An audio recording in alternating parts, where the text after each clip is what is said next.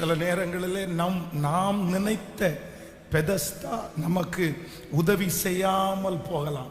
அப்படின்னா எப்படி அந்த வியாதியுள்ள மனிதன் பெதஸ்தா குலத்தை நம்பி வந்தான். அதில் வருகிற ஒருவருக்கும் விடுதலை இல்லாமல் இல்லை. தினம் தினம் அற்புதம் நடக்கிறது. ஆனால் அவன் நம்பி வந்த பெதஸ்தா அவனுக்கு விடுதலை கொடுக்கல. ஆனால் வேதம் சொல்கிறது அவனுக்கு விடுதலை கொடுக்கிறதற்கு கர்த்தரே தேடி வந்தார்.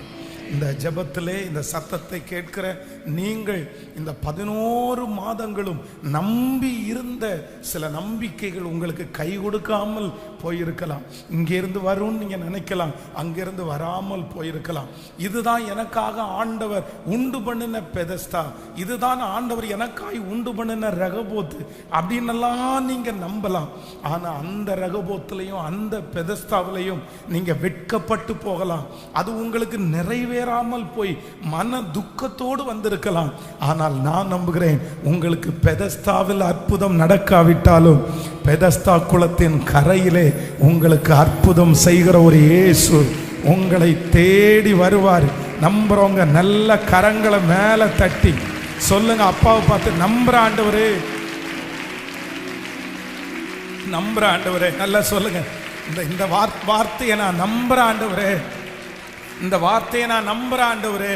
நிறைய பேருடைய நம்பிக்கை இழந்தவர்களை இந்த மாதம் கர்த்தர் நம்பிக்கையை கர்த்தர் தரப்போறாரு. ஹல்லேலூயா. எப்படி பெதஸ்தா குளத்தின் கரையிலே இருந்த மனுஷனை அற்புதம் தேடி வந்ததோ, நான் நம்புகிறேன், கர்த்தருடைய வார்த்தையை சொல்லுகிறேன், அற்புதம் உங்களை இந்த மாதம் தேடி வரட்டும். கர்த்தர் தேடி வர பண்ணுவாராக. ஹல்லேலூயா. அன்னாளை குறித்து வேதம் சொல்கிறது, தேவ சமூகத்தில் போய் அவங்க ஜெபம் பண்றாங்க, ஆண்டவரே என் தலையின் மேல் இருக்கிற நிந்தை மாறுவதற்கு எனக்கு ஒரு இரக்கத்தை நீங்க செஞ்சா போதும், எனக்கு ஒரு பிள்ளையை நீங்க தருவீங்களா அப்படின்னு கேட்குறாங்க. ஆனா வேதம் சொல்லுகிறது, அவள் கேட்டது ஒரு பிள்ளையை, ஆனால் ஆண்டவர் அவளுக்கு கொடுத்தது தீர்க்கதரிசியை கர்த்தர் தந்தார். நான் நம்புகிறேன், உங்களுடைய ஜெபங்களுக்கு இந்த மாதம் நீங்கள் எதிர்பார்க்காத ஒரு அற்புதத்தை கர்த்தர் உங்களுக்கு தர வல்லவராயிருக்கிறார். உங்களுடைய ஜெபத்திற்கு கர்த்தர் ஆச்சரியமான பதிலை கர்த்தர் தருவார்.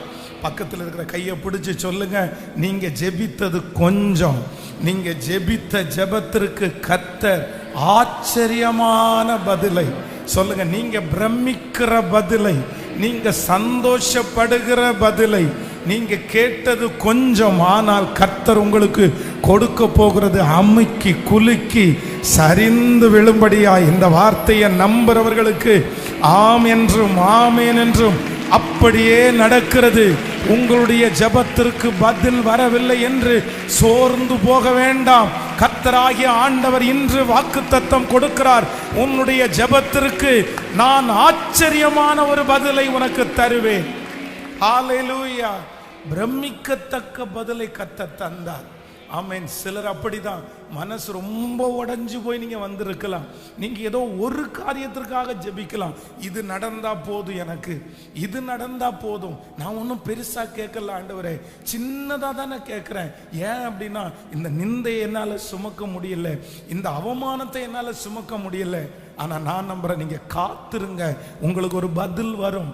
எப்படிப்பட்ட பதில் வரும் அப்படின்னு சொன்னா, அந்த பதிலை பார்த்து நீங்க பிரமிப்பீங்க, அந்த பதிலை பார்த்து நீங்க ஆச்சரியப்படுவீங்க, அந்த பதிலை பார்த்து நீங்க சந்தோஷப்படுவீங்க.